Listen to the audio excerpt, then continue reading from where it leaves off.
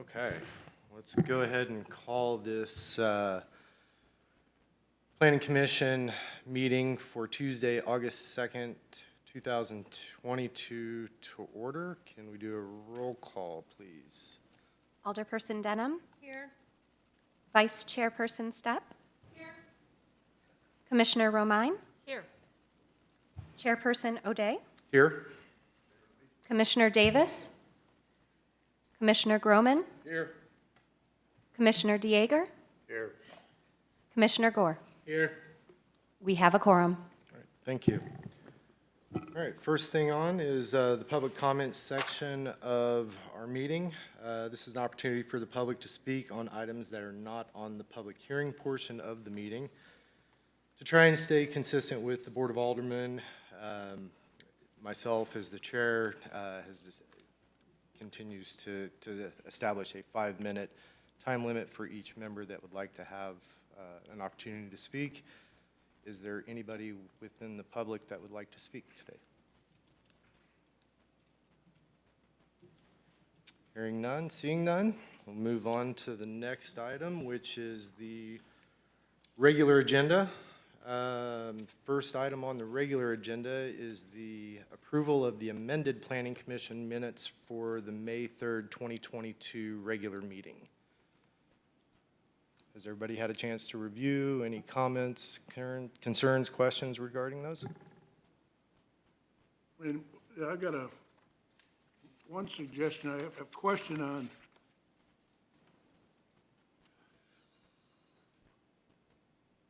voting. Hang on a second, Gary. This is just for the minutes from the May 3rd meeting that we amended for your abstention that you wanted done. What am I doing? Go ahead. If no comments, I'll entertain a motion in a second. Second. Okay. We do any further discussion? We do a roll call vote, please. Alderperson Denham. Yes. Vice Chairperson Stepp. Yes. Commissioner Romine. Yes. Chairperson O'Day. Yes. Commissioner Groman. Here. Commissioner Dieger. Yes. Commissioner Gore. Yes. 7 votes yea, 0 nay. Motion carried. Thank you. Next item on the regular agenda is the approval of minutes from the Planning Commission meeting on June 7th, 2022. Is there any questions, concerns, comments regarding the minutes from the June 7th meeting? Hearing, seeing none, I'll entertain a motion to approve the minutes for the June 7th, 2022 Planning Commission meeting. Okay, first by Commissioner Dieger, second by Commissioner Stepp. We do a roll call vote, please. Alderperson Denham. Yes. Vice Chairperson Stepp. Yes. Commissioner Romine. Yes. Chairperson O'Day. Yes? Commissioner Davis. Oh, I apologize. Commissioner Groman. Yes. Commissioner Dieger. Yes. Commissioner Gore. Yes. 7 votes yea, 0 nay. Motion carried. Thank you. All right, now we're going to move on to the public hearing. First item on the public hearing portion of the agenda is the Planning Commission orientation. I believe Jennifer's going to prepared a pretty amazing PowerPoint and going to take us through a little bit of orientation for us. Yeah, thank you. Yeah, good evening, Jennifer Thompson. That is nice. Senior Staff Planner. So yeah, staff has put together a little presentation tonight, kind of a refresher for the current board members and hopefully an orientation for the newer ones that we have. So basically, this is just kind of an outline of the rules and procedures for the Planning Commission. So kind of an intro into planning, and can you guys hear me okay? Because it sounds a little different. Okay. So why do we plan? So planning kind of sets expectations. It's going to create and protect our neighborhoods. We are implementing the community vision, promotes economic development, reduces environmental damage, connects people to the community, and it saves money.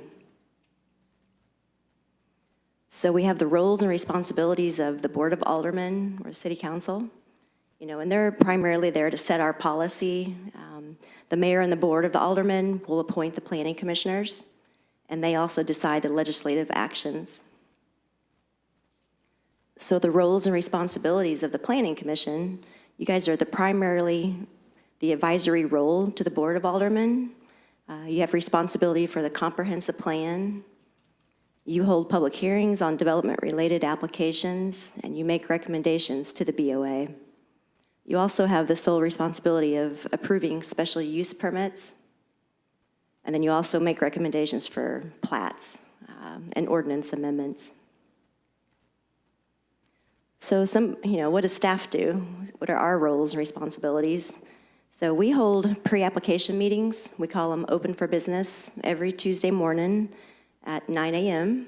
And we've had a good rapport from that. People seem to really enjoy it, and it's been successful. So we also, review applications for completeness. We try to provide fair, ethical, professional advice and recommendations on these development applications. We provide the background information for staff reports that we present to you guys. We prepare ordinance text amendments for consideration, and we try to answer technical questions. So before a planning commission meeting, the chair confers with planning staff to review agenda and discuss concerns or issues. And we've been doing that on Monday mornings before a Tuesday meeting, and also would invite the vice chair as well. So what we kind of expect from the commissioners before the meeting would be to study the agenda, read our staff reports, become familiar with ordinance sections, and be familiar with basic parliamentary procedure. We also expect that you might review the applicant's submittal information, study our analysis and recommendation, research, any technical information, compare the relationship of the proposal to the comp plan or other corridor plans or ordinances that we have. You could also do site visits, become familiar with the area, review the context of the site, consider community needs, long-term goals.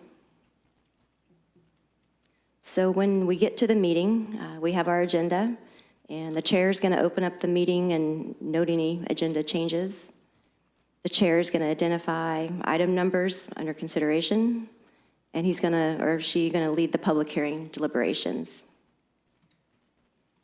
So the decorum that we have at a meeting, the commission and audience are to respect opinions of others, refrain from attacks or applause, and the chair is to maintain control. So the commission is also to focus on the item being considered. So public hearings are required for our major land use applications, like a rezoning, development plans, special use permits, subdivision plats, ordinance amendments, and updates to the comp plan. So once the public hearing is opened, the chair requests staff's presentation, and they may request an applicant's presentation. So continuing on in the hearing, the chair is going to open up for public testimony, enforce standard time limits for testimony, request testimony from those in attendance both for and against, and ask if the commission has questions for the applicant or staff. They'll close the public hearing and call for discussion from the commission. After the hearing is closed, the commission is to discuss the item, and comments are more than welcomed. The motion is made to recommend to either approve, deny, continue it, and they vote, and then those results are sent on to the council for consideration. So at that point, staff is going to prepare an updated staff report for the Board of Aldermen, and we would consider, the commission's recommendation, include that in the updated staff report. If there's any new plan sets that's necessary to include, minutes of the commission meeting, and then staff opinion if it's different from the commission. So at that point, it goes on to the Board of Aldermen for their consideration. They hold their first public hearing. Staff permits commission's recommendation and our staff report. And then they vote on it, approve it, deny it. And at that point, if it's approved, the next step would be a building development plan would be submitted for administrative review. Building plans would be submitted for review, and then the permit is issued. So that's just kind of a high-level idea of kind of what the Planning Commission functions should be, and we appreciate your service. Thank you. Thank you. Do any of the commissioners have any questions or? Yeah, I have a couple. Okay. Are the open for business meetings that are Monday morning at 9 o'clock, are they open to the public or the commissioners? It gets a little bit tricky just to have it open to all the commissioners, because we'd have to be careful that we don't have a quorum. You know, if we have too many there, that would then be a public hearing that hasn't been advertised. So, and I think that question's come up before, and I don't. It's the applicant's decision on who they want to have present in the room. So bottom line is, they're really not open to the public. It's up to the applicant. It sounds like it, yes. Okay, that's good. When we have a public hearing, do we notify, how does the public get notified outside of an official posting down here? Example, we've had cases where neighborhoods haven't found out about what was going to happen because, you know, they don't look at the city website. It's not the most interesting reading in the world. Yeah. And they end up Yep. losing out and get behind the power curve, and when we have some pretty tough situations. Yeah, there's a few different ways that we tackle that. I mean, first of all, we encourage the applicant to have neighborhood meetings. It's not a requirement, but we would encourage them to reach out to the neighbors, the HOA, that sort of thing. But then legally, we're required to send out legal notices to property owners within 185 feet of the boundary of the project. We also do a legal notice in the newspaper. So it's a 15-day prior to type of thing. So they should get a notice in the paper, they should get a notice in the mail, and then hopefully the applicant's reaching out to them as just, you know, as a neighborhood meeting. Okay, and then the last one, the pre-meeting that you all have with the chair, can other commissioners attend that meeting? Again, I guess you got to watch out with how many are there, huh? Right, yeah, I think I would leave that up to the chair or vice chair to maybe answer that. I mean, I don't have a problem with it, but I'm just following kind of what's been going on in Branson since I've been here. I'm just asking. No, I don't know that I'll ever be there because I don't want to miss a Hallmark movie, but. Well, it's at 9 in the morning on Mondays is typically when we do it. Really what we do is just kind of run through the agenda. Anything that whoever's running the meeting would need to be aware of prior to, it's kind of just a rundown from that perspective. I would encourage whoever could attend to attend, but again, the quorum is a situation that we have to worry about in regards to that. So I think we have to have 6 to have a quorum, but there's nothing related to sunshine law or anything like that in regards to that meeting, is there? I don't think so. I think it's just been kind of a I think we should custom. ask Jim Meadows, or ask Yeah. the attorney that question, if more people are attend, just to be, yeah. What?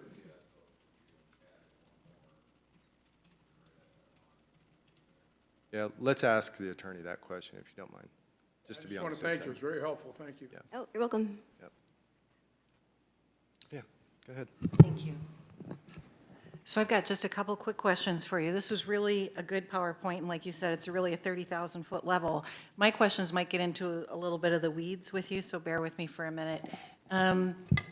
Is it possible for us to get more clarification on what exactly the commission can do at what stages of different types of submittals or agenda items are in front of us? For example, if somebody on the commission might have a concern about, yes, perhaps this plan that you guys are presenting to us meets the legal boundary requirements, let's say, for an example, but we see, and based on public testimony, that there might be heartburn with some of that.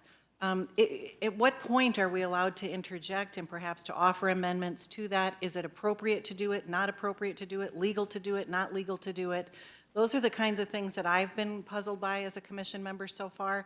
And I think you don't have to answer this minute, but I think some further clarification on that would be really helpful. So that was one of the points I wanted to make. The other thing is, in the PowerPoint, it said that we are primarily an advisory body. So does that mean that there are areas where we're not just advisory, but we actually have authority? Yes. Okay, yeah, and like- I think further clarification on when those times would be really helpful for us too. And the parliamentary procedures. I know that we expect commission members to be familiar with parliamentary process. Most people that are home builders or shoe salesmen or whatever it is that they do for a living might not have experience in government and understand what those rules are. And I think that might be a little bit helpful too, at least for new commission members or anybody that wants to take it, having kind of a refresher on parliamentary procedures would be helpful. And I'll give you a particular point that was kind of puzzling to me. Do people really understand when you say, I want to call the question, what that means to the other commissioners? That means we're all done talking, and you could be in the middle of making a point, and somebody can call the question, and someone might not see how that could be taken as an aggressive move. They might not mean it that way, but they might think that's the only way they can just get on with the agenda.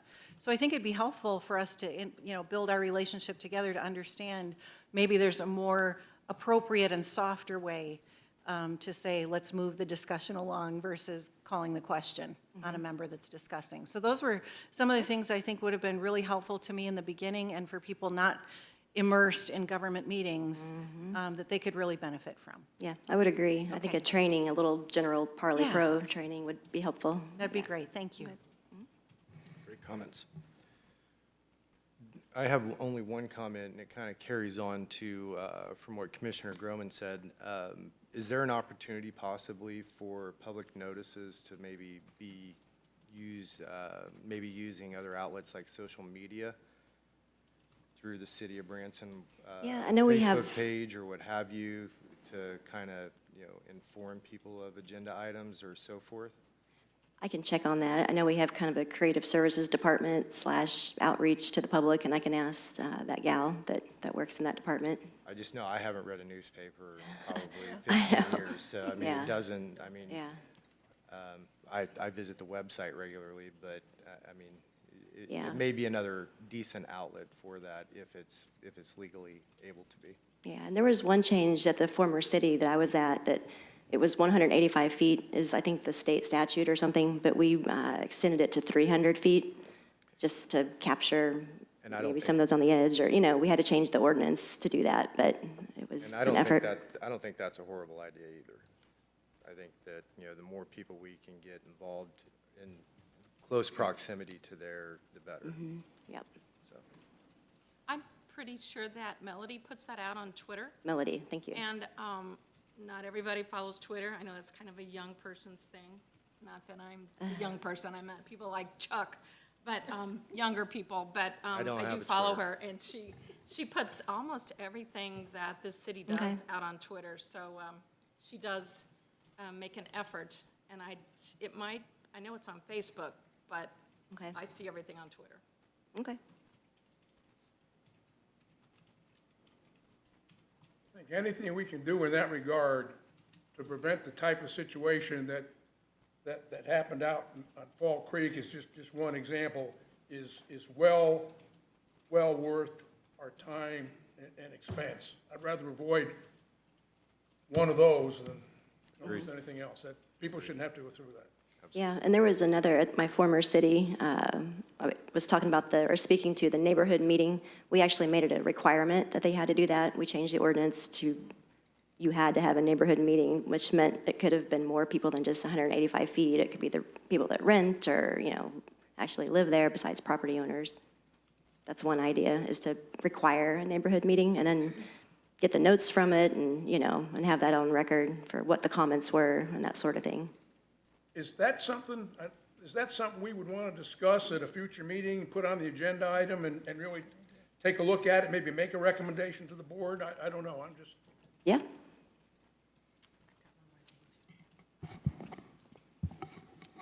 Just one more thing, and I don't know if this is the appropriate time to bring it up, but since we're talking about further educating the public when they might be impacted, I think another good thing to do is to really look at how we're wording what's on the agenda and to make it as crystal clear and transparent as possible. Like, more words are better when it comes to notifying the public about what's going on in their neighborhoods around them. So any opportunity that we've got, and we shouldn't fear public input or a big giant public meeting. That's the chance to educate people and a lot of times allay their concerns. So I would very much like to weigh in on that Okay. too, so thank you. Mr. Chair, Yes. I'd go like ahead. to add something. Alderwoman First of Dunn. all, thank you very much, Jennifer. That was a great presentation. Thank you. Very appreciate it. Very much appreciate that. And thank you for the suggestion that from your other city, the 300 feet. I think maybe that's something good that we could look into as well, Mr. Chair. I agree. Thank I you. agree. Okay. Any other comments from any of the commissioners? Do we have any, I guess it's an opportunity for public comment. Please come on down, state your name, your address, and please sign in with both. And we'll be a 5-minute limit. Absolutely.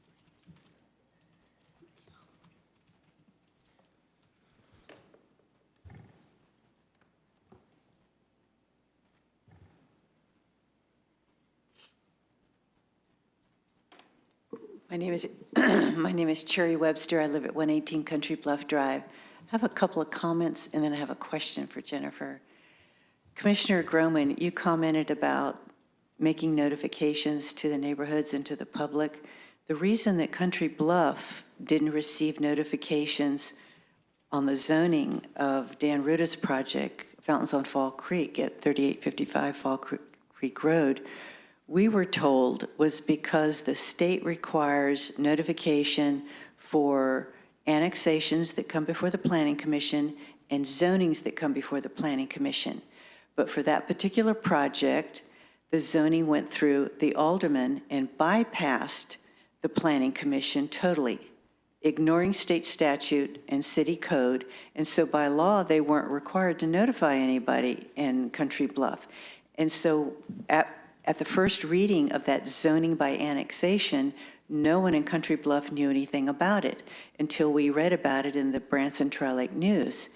And so then when people came the second hearing, that was the only time we were able to make any comments. So that becomes an issue as what is the staff going to do? Do you just follow state law to notify people, or do you follow state law and also follow the process of not bypassing planning and zoning for your zoning hearings?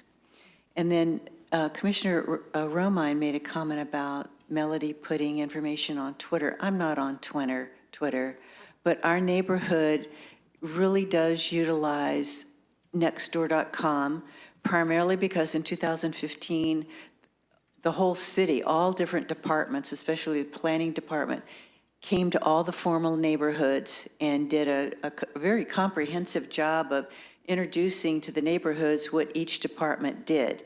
And of course, planning gets a lot of, probably the bulk of the interest there.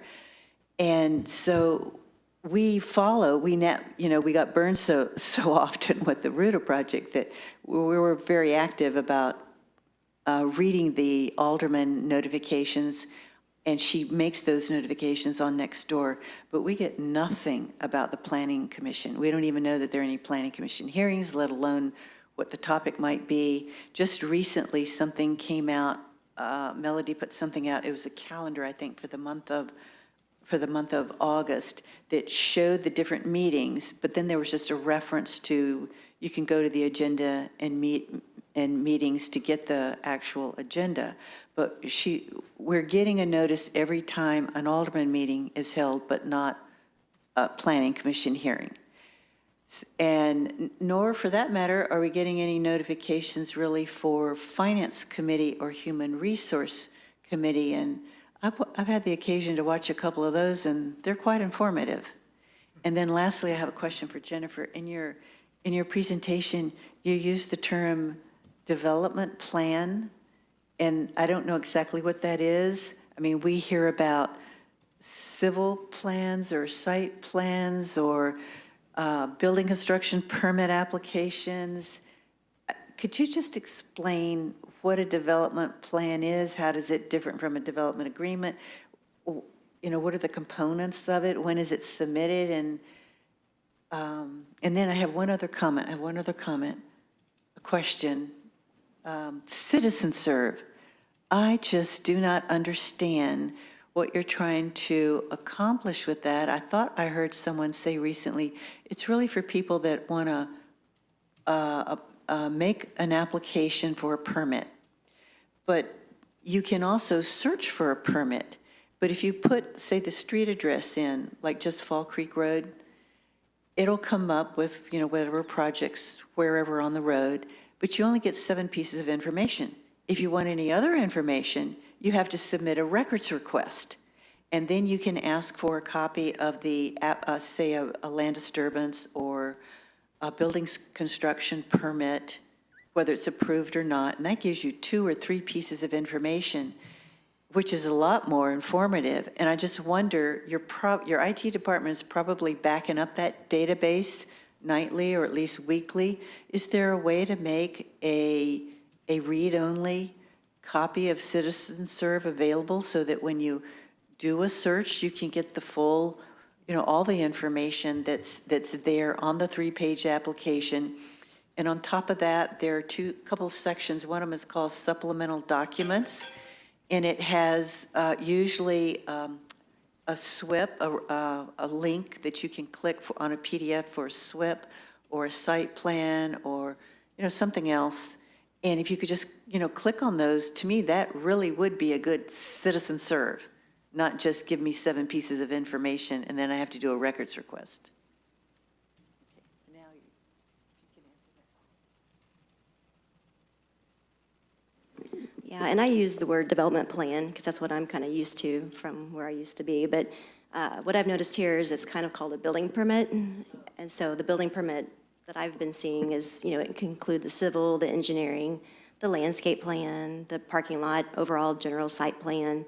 Sometimes we have a separate land disturbance permit, which is separate, but sometimes it can be together, that sort of thing. That's what I call a development plan. But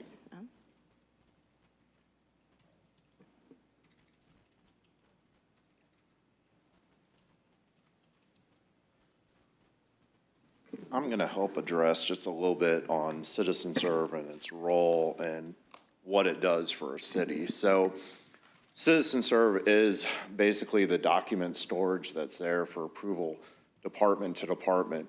Why, when you're on the outside looking in, for instance, the state of Missouri doesn't say, hey, look at all the bridges we're building, this is how the engineering goes, this is how it's put together, this is where the bolts are, this is where the nuts are. It's information that we don't disclose to the public for that reason. Just like if somebody was developing a water park or something else, they wouldn't want their infrastructure being public knowledge throughout. Ms. Webster is correct. You can go see what's out there, plus we put the major projects out there, and if you're super interested in something that is affecting you, you can ask to see the documents there. But the actual document of how for instance, how the car is put together is not publicly shared, and that's kind of out of a right for the property owner and also the people that are building it and also the engineers. So same thing as like we don't share utility maps with everybody. Yes, you know there's water and sewer, but you don't know where all the turnoffs are and when the injection points are or how exactly the water tower works. So I did want to address that to say that it is an awesome product. We do pay for that outside of the city. It's not something that's internal done by our IT department, but it is something that we pay for that stores the information for the city. So just wanted to give a little bit of clarification and help with that just a little bit. Thanks, Mike. Is there any other questions, comments from commissioners? Any other public comment? Okay. Hearing none, we'll move on to the next item on the public hearing, and that is the amendment to the rules and procedures for conduct of Planning and Zoning Commission and meetings. something like this, Yeah, do we thanks, need to Brandon. bring this to the table since we're going to be voting on it? I believe we do before we have the presentation.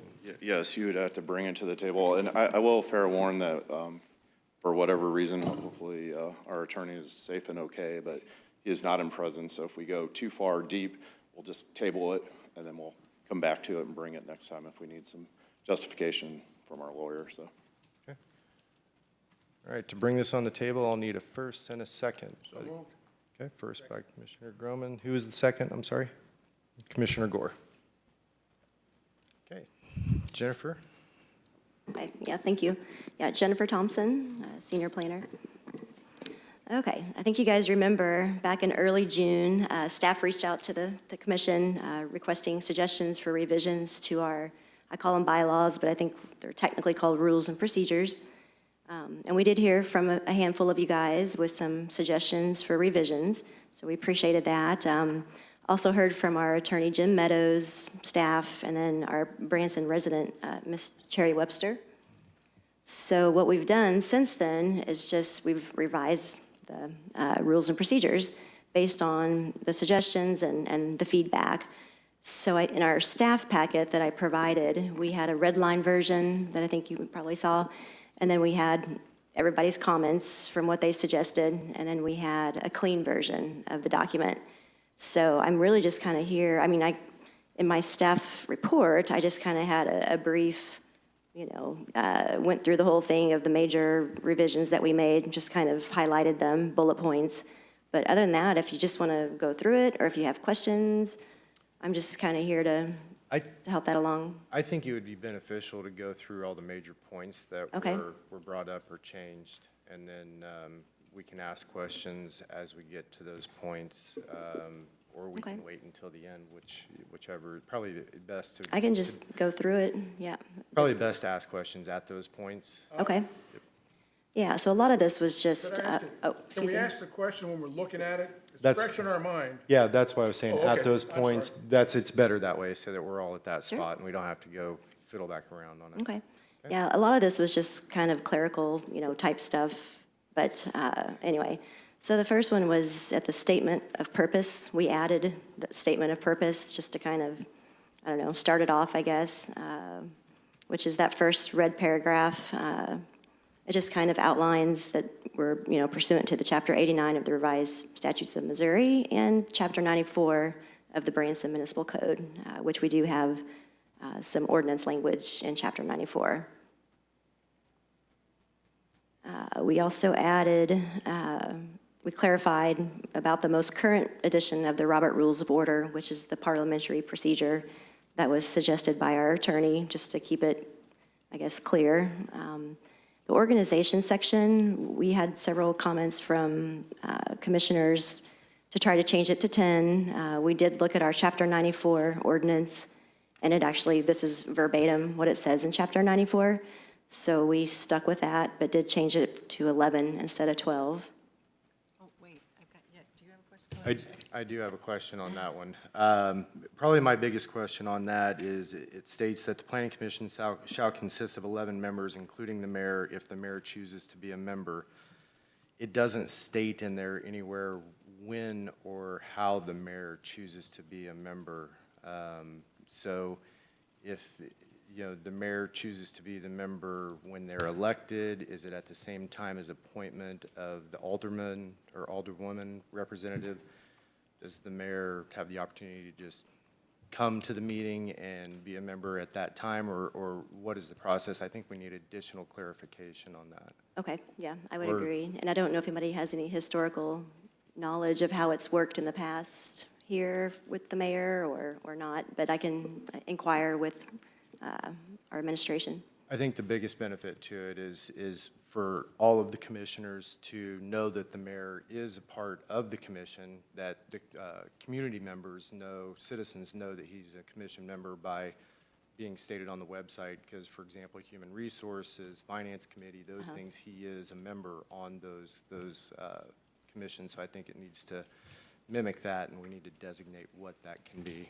Okay. Or what the timing of that appointment, or him or her so choosing to be a member. Okay, yeah, I'll research that and bring you a report back.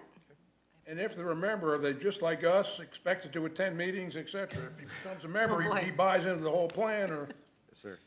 it's not well, I think I'll show up tonight, Right, mayor or no mayor. yeah. That's a good question.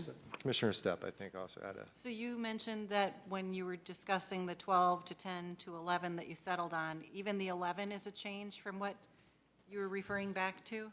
Yeah. Is that a state law or just a municipal ordinance? So that you were- previously, the bylaws said 12 members, and so to have a quorum, you only have to have 6, so you don't need that many. And I think Chairman O'Day mentioned that there's not even room for 12 people up there, but anyway, I honestly, I don't know if it's a state situation or not. I was only asking because I wanted to make sure, like, that we have the authority to decide how many members are on the commission.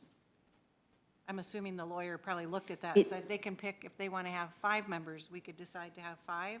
Or is it up to the Board of Aldermen and the mayor to make that final decision? I don't know, but Jim Meadows did review this, and then we were just mirroring what's in Chapter 94, so I'm assuming it's been vetted out, but I can still double-check on that and do So some research. 11 is in Chapter 94? Yes. Got it. Thank Yeah, you. this is the Okay. language. If the mayor doesn't elect to come on, we have a commission of 10. That could lead to a tie vote because the chair votes along with us. And wouldn't it be better to have an odd number? That way, assuming everybody's here, that limits the chance of a tie vote. Because what happens with a tie vote? It loses because it doesn't have a majority. yeah, but then if we have an odd number and then the mayor chooses to be on, No. then we have an even number again. But the question, I guess we could ask the mayor. And I hear you, Mr. Gary. Chair, I hear you. Yes, So- Commissioner Gore? the way I read this, though, it says the planning commission consists of 11, including the mayor. Okay, so if the mayor's here, it's an odd number. But if we say we're operating under Robert's Rules of Order, my question would be, where does it say in here that the chair votes with us? Because under Robert's Rules of Order, the chair does not have to vote with the group. Under Robert's Rules of Order, that's the rule. That's a great question. Let's ask the attorney that as well, please. Yeah. Yeah, great.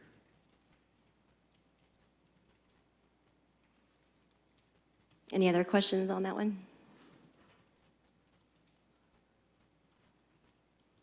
Okay, so the next section that we actually mirrored to Chapter 94 is the selection. We just added "and secretary shall be elected annually." That's something I've always been familiar with, is a chairperson, vice chair, and a secretary. The secretary, where I used to work, would sign off on plats. I'm not saying we should do that, but that was just one of the role of a secretary. And I believe they were kind of the backup to the vice chair if both were gone and the chair. So that just mirrors the language in 94.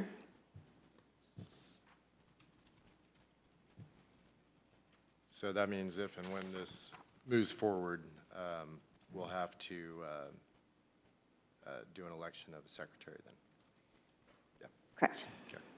I mean, although right now it does talk about a secretary in your current bylaws, but I don't believe there is one elected. I'm not sure. No, there's only a chair. Going back historically, excuse me, the secretary was usually a staff member from Planning and Development Department or the Planning Department. Yeah. So it wasn't actually An elected, a commissioner. It was, they would appoint, the Planning Department would appoint someone to take the minutes and do all that. They didn't sign off on plats. okay. That's just history, good to know. however anybody wants to move forward, but. Thank you. Okay, we have another section here. It's the chairperson or vice person. It's about removal of a chairperson or vice chairperson, and it just talks about the vote that it would take to do this, and then what's going to happen afterward. I don't know if you want to read through that, but it says an individual removed as chairperson or vice chairperson of the commission shall remain a member of the commission until that person's term otherwise expires. But if there's a 2/3 vote, then they would be removed upon that election.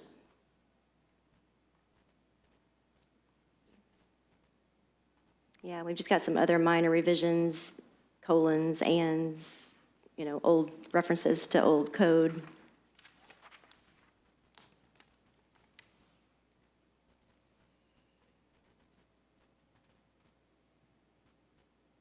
Okay, let me get to that. Okay, yeah, that number 3 right there, I guess because during COVID, we had the video conferences and the virtual meetings and things like that, and we didn't have anything in our bylaws that actually said that we could do that. So it was just, we added a paragraph that allows for video conference when such method of a meeting is compelled by state or local orders, or just during periods of time that it's needed.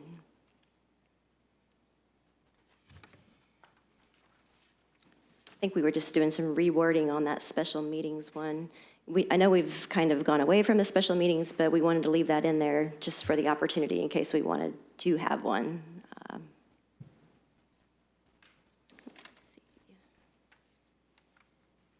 see. One of the bigger changes was the order of meetings. So we have an order that we've been following for quite some time, it seems, but our bylaws did not match that. So we just actually reordered these to be in the order that we actually have order. So anyway, so the call to order, roll call, and then it just follows just the regular agenda. It was a little bit out of order.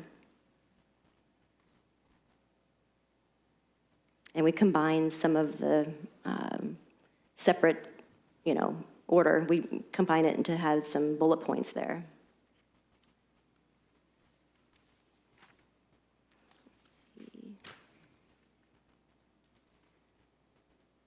Yeah, and then there was some clarification on presentation or hearing of proposals. So that number C there, we added that prior to staff presentation of the substance of the application, the commission will require a first and second motion from the commission for the item to be brought on the floor to review. We are on presentation of hearing of proposals, C. That is directly after the agenda setup. Order, so G was order of meetings, right? Is that what you were discussing, order of meetings in G? Correct. That Correct. was, let's see. Correct. This red line version is kind of hard to follow. Correct, and now we're on number 2, presentation of hearing of proposals. I had a question on public comment. Okay. Public comment shall be taken during which any member of the audience may comment on any matter touching or concerning the city of Branson, which is not listed on the agenda for public hearing. Can we have some verbiage in there? City of Branson, and over which this board has authority or control. Otherwise, somebody could come in and want to talk about, they come in and talk about COVID shots and say that's City of Branson, but I'm thinking we ought to limit ours to specifically what City of Branson and over which this commission has authority to act or advise. Yeah, and that might be another attorney question, just because I'm not sure how, to draw that line. I mean, let's come up with some verbiage to ask them, so I realize this all should go back to the attorney to look at, but it's pretty simple. I mean, we're only authorized certain areas according to that presentation I just saw, so I mean, we ought to restrict the public comment to the things that we have authority to act on. Agreed. Because otherwise, Agreed. Yeah, Yep. I can ask that. the good news is we don't videotape this one, so we won't get as many people coming in as they do for the It's on Aldermen. video. Oh, I think it does. It's on video. Huh? It's on video. We do video it? Yeah. Sorry, folks. Never mind. Oh, that's bad. Yeah, put it in there. Now you tell me. Sorry, I thought you knew.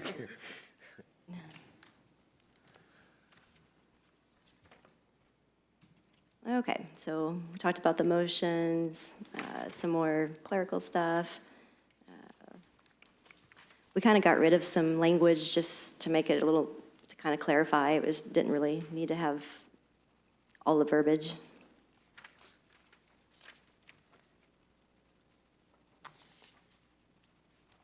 Same there. So on the voting requirements, I think there were a couple comments from commissioners about the abstaining. So we added some language that all propositions shall be stated in the affirmative and be decided by a majority of those not abstaining and voting on the proposition. So that was a change. When a member of the commission abstains from voting on any matter, said vote shall be counted and shown as abstention.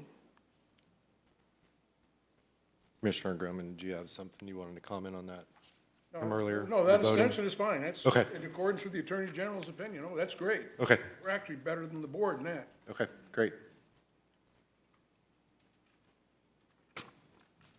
That's actually, I have one question. Disqualification for voting. A member shall disqualify from voting. That red line shows himself or herself. Shouldn't it, a member shall disqualify themselves from voting in accord?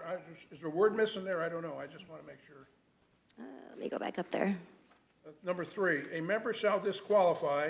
We took himself or herself out from voting, disqualified from voting. I mean, there should be something in there to cover that, I think. Yeah, and it does. That was just to be clear on any kind of conflict of interest that a board member may have, that they would have to disclose prior to the commission consideration of the matter, and that disqualified member shall then either leave the room, which I think is how it was previously, was just leave the room. So we added that, or move to the audience, but to get off the diocese, if you had a conflict of interest. And then they would be regarded as abstaining from any vote taken. I'm still, that first sentence, should there be a word in there, yes or no? It's oh, yes or no sorry. question. Oh, a member shall disqualify.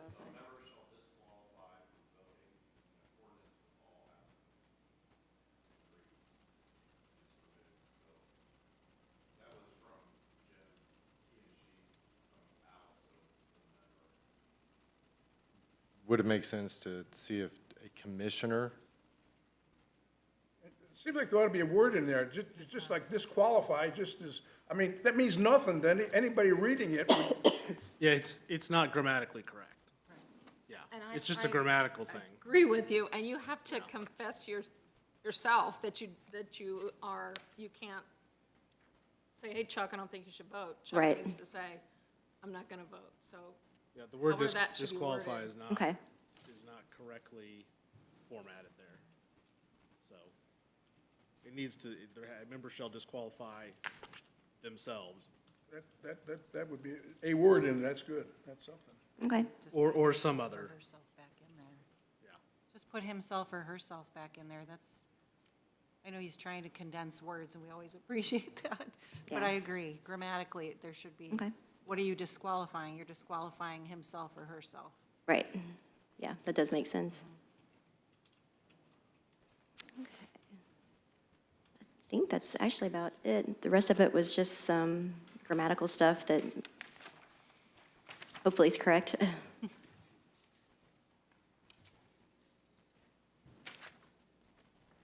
So that's all I have on that. I don't know, you guys have some questions that it looks like I'm going to do a little research and come back to, and maybe change a few words here and there, is what it sounds like to me. yeah, I wouldn't feel comfortable voting on it. no, Until it's changed. not at all. Do any other commissioners have any additional comments, questions, or anything in regards to this to Jennifer? No? Do we need to open it up for opportunity for public comment so that we can kill all birds with one stone if there are some? Okay, let's go ahead and open it up for public comment in regards to the procedures and rules for the Planning and Zoning Commission. Is there anybody from the public that would like to speak? Hearing none, seeing none. I believe the only thing next to do would be to table this to the next meeting, or until we can get all the necessary answers. Is it September 6th? September 6th? September 6th. So I'd make a motion to postpone until September 6th. Second. Okay, First by Commissioner Gore, second by Commissioner Groman. You got it, Nikki, September 6th? Yes, got Okay. it, September 6th. Okay, all right, thank you. We go ahead and get a roll call vote, please. Alderperson Denham, Yes. Vice Chairperson Stepp, Yes. Commissioner Romine, Yes. Chairperson O'Day, Yes. Commissioner Groman, Yes? Commissioner Dieger, Yes. Commissioner Gore. Yes. 7 votes yea, 0 nay, motion carried to table till September 6th. All right, thank you. Next, we move on to the reports. Mike?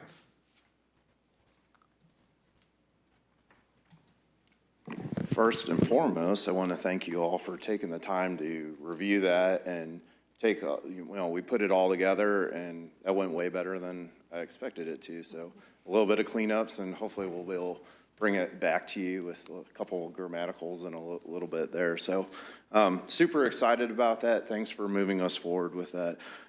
It's been a minute since we've had a meeting, so I just wanted to update in case you didn't know. Dam View, which was a street vacation, went through. Everything's good there. Stone Valley final plat went through. It's getting ready to be recorded now. I saw recently those lots are for sale. Mr. Cushman's property that was agriculture, which we brought in on the annexation, went to entertainment. That's being split up now to sell out for basically like condominiums, kind of, I don't know. He'll release as he gets there. He's got some pretty cool ideas. Some updates to our department. The customer advocate position is a new position if you don't follow the Board of Aldermen.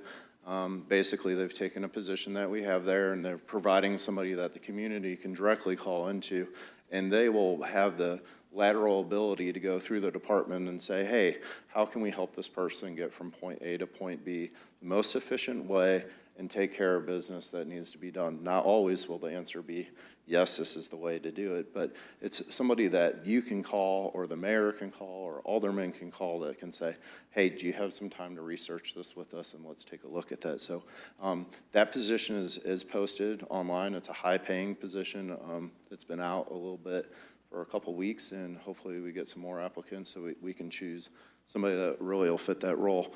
The open for business model, we've really run with that ball, still running with that ball, and I'm glad there's lots of questions.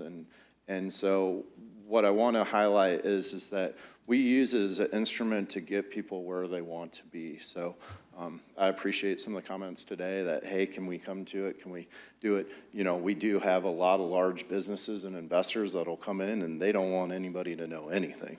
Just the people that are in the room, and they'll even limit the amount of people from our staff that are in it, which is fair.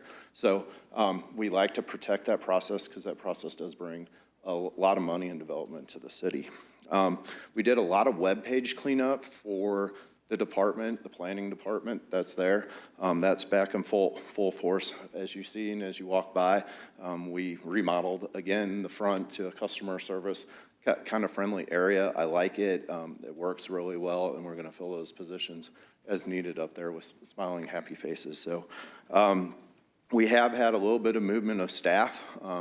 We are still operating the same way, but some people have moved back to other departments or moved upstairs where it made a little bit more sense and impact. One of the things that we took a look at, and I looked back at, I've been doing this since January. Are we being impactful as a department? Are we really holding the torch and continuing it forward? And one of the things I wanted to bring up is that in 2021, this was last month, they had 312 planning applications. 2022, at the same time, we had 182. So we're right on line to where we want to be. As far as financial dollars, 2021, and this is declared dollars by developers that are here. So if you're building a $100,000 pool and you tell us it's 60, well, there's $40,000 lost there. We hope that everybody's being honest there, but one of the things to point out there is you're about 80 million and we're at 34 million. So the economy is strong, we're still going good, we're about halfway through. I think we're taking care of business pretty well. Some of the things that are coming forward that you're gonna probably start hearing about is that the Parks group has gone after a piece of property to expand their RV park. That will be coming next month to you. We're gonna try to take a piece that's on the other side and get it to conservation.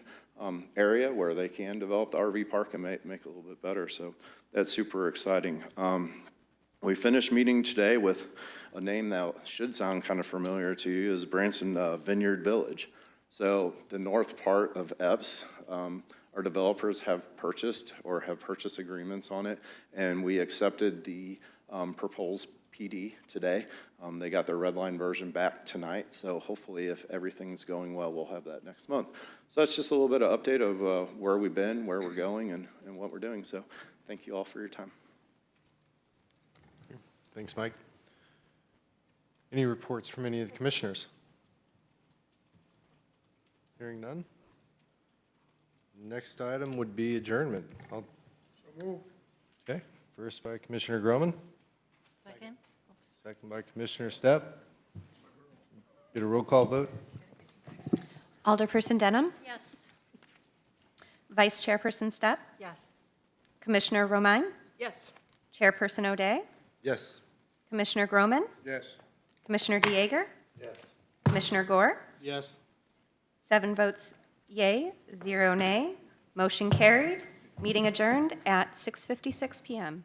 Okay, thank you, staff. Thank you for your time, commissioners.